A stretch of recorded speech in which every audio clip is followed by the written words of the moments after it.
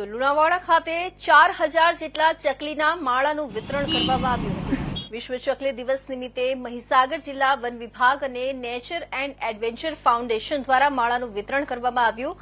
લુણાવાડા મહિલા police station ખાતે નગરજનોને ચકલીના માળાનું વિતરણ ડીસીએફ મહીસાગર દ્વારા કરવામાં આવ્યું હતું। ચકલીની સંખ્યા દિન પ્રતિદિન ઘટી રહી છે, ત્યારે પ્રકૃતિ પ્રેમી યુવાનો ચકલી બચાવવા સેવા કાર્યમાં જોડાય અને તે હેતુથી માળાનું વિતરણ કરવામાં આવ્યું હતું। છેલ્લા 6 વર્ષથી મહીસાગર જિલ્લાના 6 તાલુકામાં ચકલીના માળાનું વિતરણ વિશ્વ ચકલી દિવસ તરીકે કરવામાં આવે છે।